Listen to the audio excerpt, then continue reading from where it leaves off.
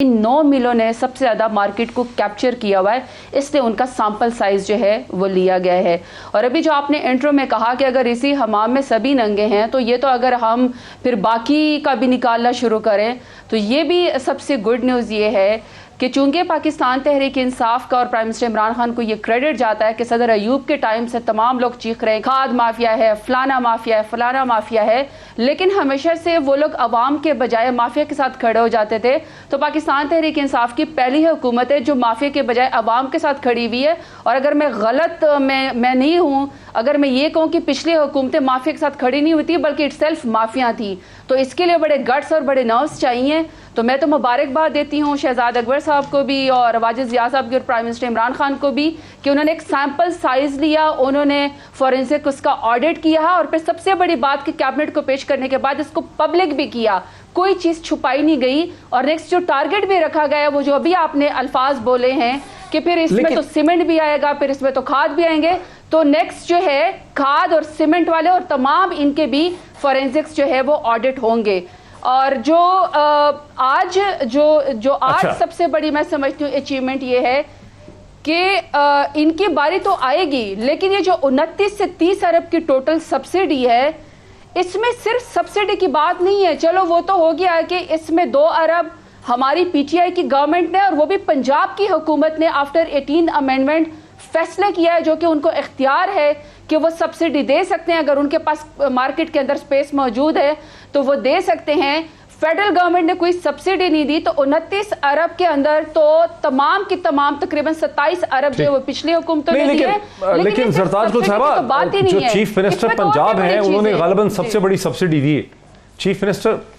Chief minister Punjab ने बहुत बड़ी सब्सिडी दी है, गालिबन सबसे बड़ी सब्सिडी उन्होंने दी है। कोई प्रेस कॉन्फ्रेंस हुई आज शहजाद अकबर साहब की, उससे तो कुछ भी नहीं पता चला कि उस्मान बुज़दार साहब ने आखिर उस्मान बुज़दार साहब का कमीशन ने इंटरव्यू किया, कमीशन ने असद उमर साहब का इंटरव्यू किया, लेकिन उसके हवाले से मैंने सुना नहीं कोई, जब तक टेलीविजन दिखाता रहा कि शहजाद अकबर साहब ने कहा कि उसमें से क्या निकला, क्या बताया चीफ मिनिस्टर पंजाब ने कि असद उमर साहब ने। मैं आपको बताती हूँ जो 29 से 30 अरब की टोटल सब्सिडी है, इसमें जो हमारी हुकूमत ने 2 सालों में फेडरल गवर्नमेंट ने एट ऑल कोई सब्सिडी नहीं दी है। पंजाब गवर्नमेंट को या तमाम प्रोविंसेस को आफ्टर 18 अमेंडमेंट अगर उनके पास स्पेस मौजूद है मार्केट के अंदर तो वो सब्सिडी दे सकते हैं, और उसके अंदर भी सिर्फ 2 अरब की पंजाब हुकूमत से सब्सिडी दी गई है। और पंजाब के सीएम साहब असद उमर साहब जो है हफीज शेख साहब तमाम ने जो है FIA को आंसर भी किया है, उनके सेक्रेटरी ने भी आंसर किया है। मगर मेरा पॉइंट क्या है, मेरा पॉइंट सिर्फ ये कि चलें 29 अरब में से तो सिर्फ जो है 27 अरब तो पिछले हुकूमतों ने दिए, लेकिन 30% जो शुगर जो है वो जो पाकिस्तान में मिलों के अंदर प्रोड्यूस करता है उसका कोई हिसाब ही नहीं है 30% का, यानी और जो मुलास और बगास जो ये लोग जो इसके जो बाई प्रोडक्ट्स जो ये बनाते हैं उसका कोई भी वो मौजूद नहीं है। इसके अंदर जो 2-3 मिले हैं, जैसे एक शरीफ मिल है और अल अरेबिया मिल है, ये सारे इश्यूज पे कच्ची पर्ची पे चलती है। इन सारे इश्यूज पे बात करते हैं एक एक करके। मुझे जरा PMLN को इसमें लाने दीजिए। डॉक्टर तारिक फजल चौधरी साहब, PTI तो क्रेडिट लेगी, जैसा कि आप जरताज गुल साहिबा को सुन रही हैं कि अब हुक्मरान जमात ने ये क्रेडिट ले लिया कि हम तो पहले हैं, गुज़िश्ता 50-55 बरस में किसी ने किसी इंडस्ट्री का, उसकी माल प्रैक्टिसेस का, शुगर का, वीट का इस तरह से कमीशन बिठाया ही नहीं। अगर किसी ने कोई बात की कमीशन बिठाने की, इंक्वायरी की, वो रिपोर्ट कभी सामने नहीं आई। अगर वो रिपोर्ट आ भी गई हुकूमत के सामने तो वो पब्लिक नहीं हुई। यहाँ तो रिपोर्ट कमीशन बैठे हैं, कमीशन ने रिपोर्ट दी है, ख्याल था रिपोर्ट सामने नहीं आएगी, रिपोर्ट सामने आ गई है, रिपोर्ट पब्लिक हो गई है। तो इससे तो ऐसा लगता है कि आपकी जो जमात है और जो पीपल्स पार्टी है, आप लोग तो कभी चाहते ही नहीं थे कि ये चीजें खुल के सामने आए। बिस्मिल्लाहिर्रहमानिर्रहीम। डॉक्टर साहब, मुझे तो ये समझ नहीं आती कि मैं कौन सा जो हुकूमती तर्जुमान है उसकी बात पर यकीन करूं। वजीर मौसूल ये फरमा रही हैं कि हमने रिपोर्ट शाया की और हमने जारी की और हमने जनाब रिलीज की, और सारा जो स्पेसिफिकली अपॉइंटेड हैं spokesperson to the prime minister Nadeem Afzal Chand sahab, उन्होंने बड़े वसूख से हामिद मीर साहब के प्रोग्राम में ये कहा कि ये रिपोर्ट लीक हुई है। क्या मैं उनकी बात ज्यादा मुस्तरद समझता हूँ। ये रिपोर्ट लीक है, हमने जारी नहीं की। ये जो रिपोर्ट है जिसमें जमीर दीन का बख्तियार का नाम है, ये रिपोर्ट लीक की गई है, लीक हुई है, जारी नहीं की गई। तो मैं उनका बयान इसलिए मुस्तरद समझता हूँ कि वो स्पोक्स पर्सन है प्राइम मिनिस्टर के। इसकी अहमियत क्या है? जी अब मैं आता हूँ इसमें। दूसरी बात यह थी कि अगर इसके बाद सिर्फ और कार्रवाई की जाती तो हमें समझ आता कि हुकूमत वाकई मेजनीति के इस रिपोर्ट की जो फाइंडिंग्स है उन पर कार्रवाई करना चाहती है। उसके बाद ये ड्रामा किया गया कि हम फोरेंसिक ऑडिट कर रहे हैं और 24 अप्रैल को आप देखें जनाब, हमें किसी ने टीवी टॉक शोज में बात ही नहीं करने दी। आप खुद जानते हैं 24 को देखें हम क्या करेंगे जी, आप 24 का इंतजार क्यों नहीं करते? आपको बहुत जल्दी है कि 24 का इंतजार करें। 24 छोड़ के आज रात 24 अप्रैल छोड़ के 24 मई आ गई है। अब रिपोर्ट क्या आई है? चोरी की घर हुई हो, उसका सोना जेवरात चोरी हुए हो, पुलिस FIR दर्ज कर रही है कि जनाब चोरों ने जाते हुए मोदी खाने में बटन तोड़ दिए हैं, जनाब ये बेचा टूट गया है, 6 गिलास तोड़ दिए हैं पानी पीते हुए। तो खुदा का वास्ता है, मैं तो सब्सिडी से भी आगे, और मैं आपसे दरखास्त करता हूँ कि खुदा के लिए अवाम को कौम को हकायक बताएं कि सब्सिडी करके सारे हुकूमती तर्जुमान जो है ये प्रोग्रामों में जान छुड़ा लेते हैं। असल इशू ये है कि चीनी यहाँ से किसने इजाजत दी कि आपने पाकिस्तान से चीनी एक्सपोर्ट की? उस वक्त चीनी की कीमत 55 रुपए किलो थी। ये ICC ने इजाजत दी या काबीना ने इजाजत दी कि एक्सपोर्ट करें? असद उमर ने मुखालफत की लेकिन उसे बाईपास किया गया और उसके बाद चीनी जब इम्पोर्ट की गई महंगे दामों तो 55 रुपए किलो चीनी अवाम ने 85 रुपए किलो ली। अभी तक वो 80 रुपए से ऊपर मिल रही है। तो ये तकरीबन अभी 72 रुपए की मिल रही है। मैं कर रहा हूँ कि ये 100 अरब का डाका अवाम की जेबों पे डाला गया। उसके जिम्मेदार कौन लोग हैं? जिन लोगों ने इजाजत दी, जो लोग इसी चीज में थे, जो कभी नहीं। आप चाह रहे हैं कि शहबाज शरीफ साहब की यानी कार्रवाई होनी चाहिए थी इसमें? तो शहबाज शरीफ साहब का भी नाम है, बहुत बड़ा वाज़े तौर पर नाम भी लिया उनका, उन्होंने शहजाद अकबर ने, तीनों बाप बेटा। मैं गुजारिश कर रहा हूँ कि अभी जो मौजूदा ICC है, मौजूदा काबीना है, वहाँ से चीनी बरामद करने की इजाजत शहबाज शरीफ ने ली है, उसके बेटे ने ली है। रसूख आज भी रखते हैं। बेसिकली आप ये समझते हैं कि असल मसला, मैं ठीक है, मैं सरताज का इस पे उन्होंने इजाजत ले ली चीनी बाहर भेजने। मैं जरा मंजूर साहब का, चौधरी मंजूर साहब का इसमें पर्सपेक्टिव ले लूं, बिकॉज़ आप ये कह रहे हैं, मुझे ये समझ आइए कि आप ये कह रहे हैं कि बाकी कोई इशू नहीं है, असल इशू ये है कि एक्सपोर्ट क्यों हुई और सब्सिडी क्यों दी गई है। और अगर सब्सिडी दी आपने दी, हमें अगर उस पर एतराज है तो हमारे अदवार में जो दी गई उन पर भी आप कार्रवाई करें। अच्छा, लेकिन ये कहना जनाब कि वो ट्रेला लंबा था, ट्रेले में हवा कम थी, ट्रेला हो गया, कुछ टैक्स बचा लिया गया, ये तो अवाम को बेवकूफ है।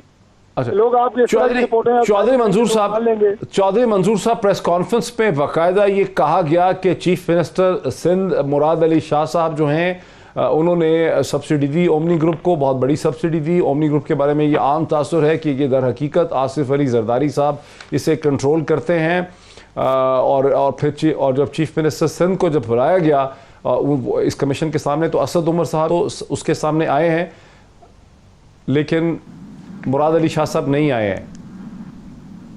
बहुत शुक्रिया डॉक्टर साहब। जी चौधरी साहब, देखिए डॉक्टर साहब, 3 सवाल थे और 3 ही पहलू थे इस सारी चीज के। सवाल ये था कि किसानों को नुकसान कौन पहुंचाता है, कितना पहुंचाता है, कैसे पहुंचाता है। दूसरा सवाल था कि लोगों को कितना नुकसान हुआ है। तीसरा सवाल था इससे शुगर मिल्स वालों ने कितना फायदा लिया। इन तीनों का किसी जगह पे कोई जवाब नहीं था। और इसके 3 और पहलू थे कि अवाम को कितना नुकसान हुआ, किसको फायदा हुआ और किसने नुकसान पहुंचाया। और ये बड़े सिंपल बात थी, मतलब इनसे ज्यादा तो मुझे पता है। जो आज रिपोर्ट इन्होंने कहा जी कि ये वहां पे टैक्स चोरी पे 2 रजिस्टर्स थे। बाबा 2 रजिस्टर गन्ना खरीदने पे भी होते हैं। आपने किसी किसानों की तंजीम को नहीं बुलाकर पूछा इस पूरी रिपोर्ट के अंदर कि आपके साथ क्या जुल्म होता है, कैसे होता है। सो 2 रजिस्टर 2 डबल एंड में चोरी होती है, एक गन्ने के खरीद पे चोरी होती है, एक टैक्स पे चोरी होती है। ये कौन सी ऐसी साइंस थी जो आज इन्होंने बता दी। सवाल ये था, कुछ जिक्र उन्होंने किया इसका, मैं ब्रेक के बाद इसको मजीद आपके सामने ला। कुछ भी नहीं है। मुझे एक मिनट जरा मुझे ये बताएं कि शहजाद अकबर साहब ने कहा कि 5 अरब अगर 1 रुपया चीनी की कीमत में इजाफा होता है तो 5 कुछ, चलो मैं 5 को बनाता हूं। अगर उस वक्त 55 थी, 85 हुई है, चीनी हुई है, तो 30 अरब 150 अरब रुपया लोगों की जेबों से कट गया। मेरा सवाल है आपसे, क्या चीनी की कीमत में कमी आ गई इस रिपोर्ट के आने से? कोई कमी नहीं आई। जिन्होंने ये जुर्म किया उनके बारे में कोई जवाब नहीं है। जिन लोगों ने इस जुर्म को करने दिया या करवाया, खुद ऊपर बैठकर वजीर आजम था, ECC में असद उमर था, चीफ मिनिस्टर पंजाब में कोई जिक्र नहीं। और नाम किसका? सिर्फ एक सियासी शख्सियत का है। और उसने लेटर लिखा, मेरे पास लेटर मैं अभी आपको भेज देता हूं ब्रेक के अंदर। उसने कहा जी कि ये TORs ये कहते हैं कि ये 18 और 19 की इंक्वायरी करेगी, ये जो मौजूदा बुरहान है उस पर सियासी असर और रसूख जो इस्तेमाल हुआ है, इसलिए तो मैं तो TORs के तहत तो आता ही नहीं हूं। दूसरी बात, ये रोज यहाँ पर तमाशा होता था कि सबसे बड़ा जी माफिया है ओमनी, मैं उनका वकील नहीं हूं।